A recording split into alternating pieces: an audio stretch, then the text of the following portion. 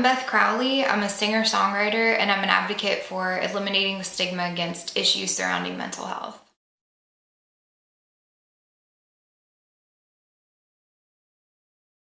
I was diagnosed with anxiety and depression when I was a freshman in college, so I was 18 years old, and I had gone to a general doctor about something that was totally unrelated, and he started asking me some questions, and I guess the answers I gave to those questions led him to believe that there might be some mental health issues going on, and so he referred me to the mental health clinic that was on the college campus, and I did some screenings and appointments with them, and then that led to my official diagnosis.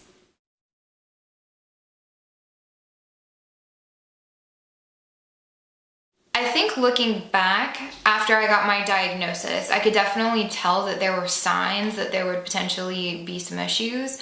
I would always react to some situations in a way that was more extreme than what the situation called for. So something that might normally make somebody like medium level sad, I would be extremely sad.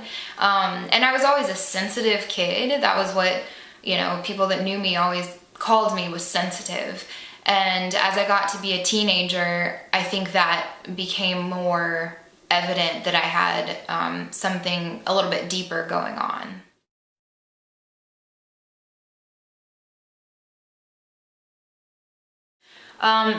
The first people that I told when I officially got diagnosed were my parents, and I was definitely nervous because it's not something that we had ever touched on. Like, issues that have to do with mental health is not something we'd ever openly talked about. So I didn't really know where they stood about medication or mental health issues, but I was very fortunate that they were very receptive to the fact that I had, officially gotten diagnosed by doctors, and they were encouraging and non-judgmental when it came to the recommendation I got to take medication.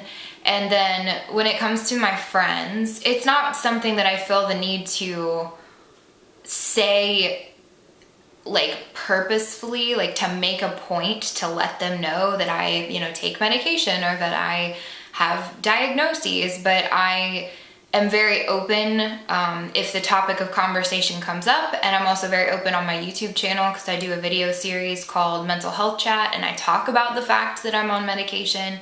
And so I was embarrassed at first, early on, but it's just part of what makes me at this point, and so I have no issue telling, friends, family, strangers, anybody that is curious to know more about what I've gone through.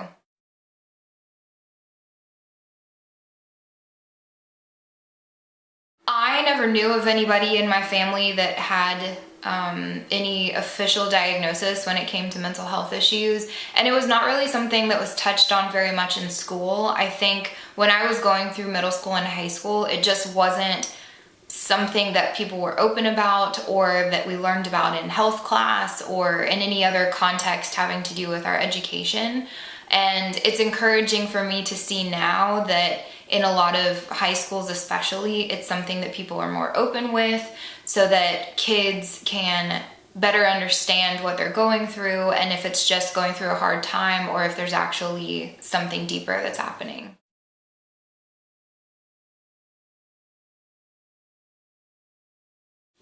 I can usually tell with anxiety if I get too laser focused on something to a point where it becomes a little bit obsessive.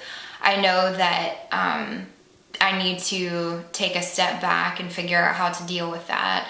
And then with the depression side of things, it just kind of comes and goes in waves. It's not anything that ever is very severe with me because I do take medication every day. But I can usually tell if I just am feeling very unmotivated, and I've learned to recognize those early signs and to make sure that I address them and acknowledge them. I usually try and tell somebody, so my husband is usually the one that I talk to about anything that is going on that I'm feeling stressed about or sad about, and just making sure that I sort through why I'm feeling the way I'm feeling, and if it is something that I just need to kind of get through, or if it's something specific that I can fix. But I usually, when it comes to especially the anxiety part, I just try and have the mantra of to try and not worry about things that are out of my control. So I try not to get too stressed about things that I don't have any say-so over, and focus more on the things that I can do that can help eliminate the anxiety.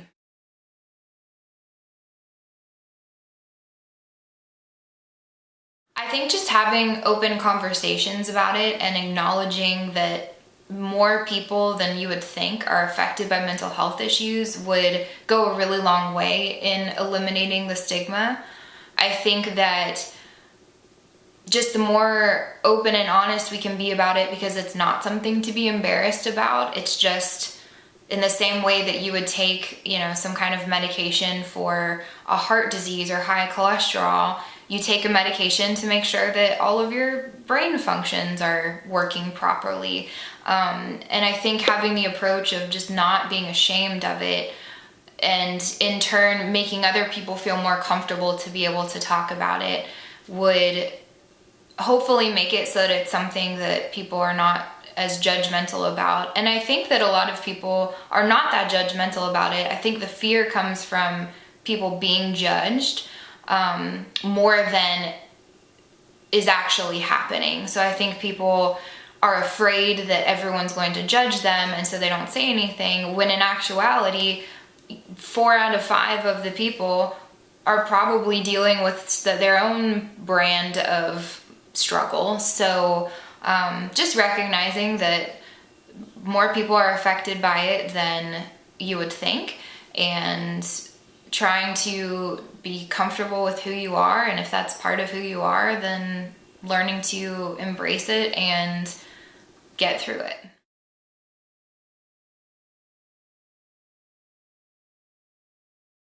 I did talk therapy when I was first diagnosed with anxiety and depression when I was a freshman, and I did that for maybe 6 months. So I would go, I think, every week or every 2 weeks, and I would sit down with a psychologist and we would talk about my issues and how I was feeling and coping mechanisms. And I have not done any form of therapy in a long time.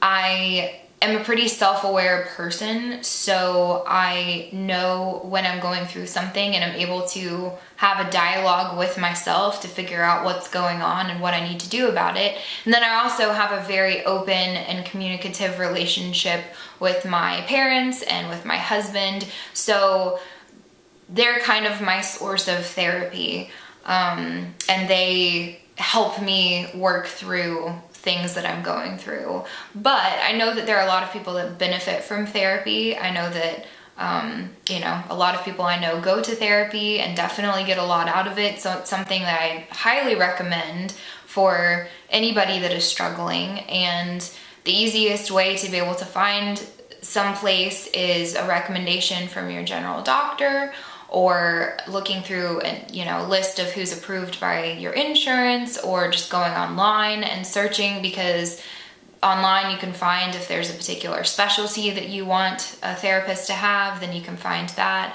So there are plenty of places to be able to line up with the right therapist. And then the one other thing that I would say is, if you go to a therapist and it doesn't end up being the right fit, don't discount therapy altogether and say that it doesn't work for you, because it may just not be the right connection of therapist.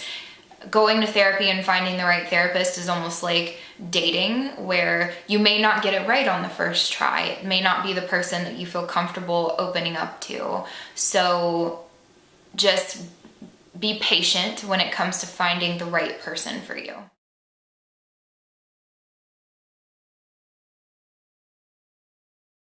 I can't think of any instances where that has happened, and I think that that probably has to do with my approach about it, because it's not something especially since I've been an adult. It's not something that I shy away from or act like anybody has any room to criticize me or be judgmental of me. I just put it out there unapologetically. So I think it has to do with the attitude that you go into it with when you're sharing it with other people or talking to other people about it. You just kind of have to go into it with a bit of confidence of like, you know, this is not a huge deal and you don't get to make a big deal out of it.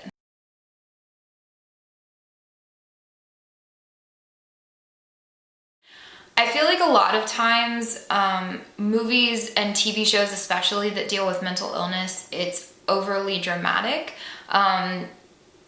The examples that I can think of immediately where it's like 13 Reasons Why, or I mean, in some ways even like Perks of Being a Wallflower, it just is a highly dramatic version of what a normal person living with depression or anxiety is like and goes through. And I think that they're important stories to tell, but I would love to see more representation where it's not the complete focus of a TV series or a movie, the mental illness. It's just a character story that happens to be part of it. And that's just my kind of personal take on how media handles mental illness.